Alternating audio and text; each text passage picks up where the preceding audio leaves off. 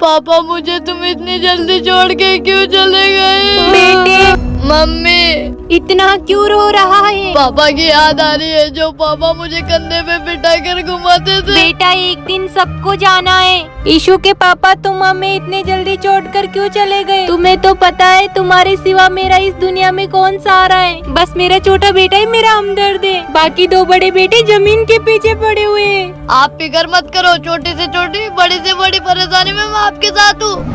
देखो पटवारी साहब, जल्दी से जल्दी वाला काम करना है। वहाँ से उस कोने तक जो जमीन दिख रही है हमारी है। जमीन तो बहुत बड़ी है पर तुम टेंशन मत लो, आधे घंटे में पूरी जमीन नाप दूंगा। क्या हो रहा है ये? और ये किस चीज की नपाई हो रही है? माँ, मैं इस जमीन में से आधी जमीन को बेच रहा हूँ। क्या पटवारी साहब, कोई जमीन वमीन नहीं बिक रही है। जाओ आप यहाँ से। जब बेचना नहीं था तो तू बुलाया मुझे। पहले अपने घर का लफड़ा निपटा लो फिर बुलाना मुझे। माँ, कब तक हम ये जमीन नहीं बेचेंगे? मुझे बड़ा बंगला बनाना है, मुझे एक कार लेनी है। कब तक इस कुटिया में रहेंगे? अबे निकम्मे, तू खुद कमा फिर बसाना सब कुछ। इस जमीन पे नजर मत डाल, ये मेरे पति की निशानी है। ये मेरे बाप की जमीन है। मैं भी देखता हूँ तुम कब तक नहीं बेचोगे।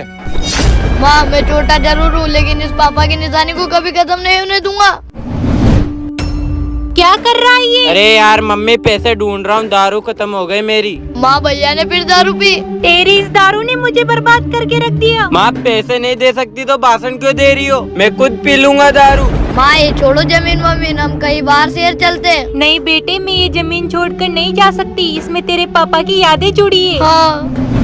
नहीं, ये नहीं हो सकता। ये जमीन मेरे ज्यादा आएगी। बड़ा मैं हूँ तो जमीन का फैसला भी मैं ही करूँगा। किसके कितनी जमीन आएगी? भैया, मुझे हाथ उठाने के लिए मजबूर मत करो। मुझे पता है इस जमीन के लिए मैंने कितने पापड़ बेले।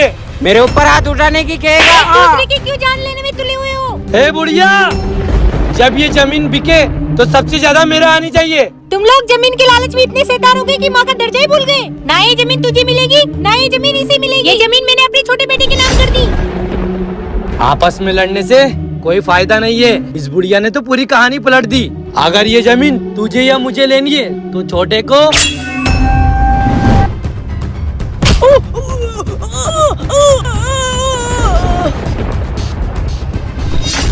खेल खत्म।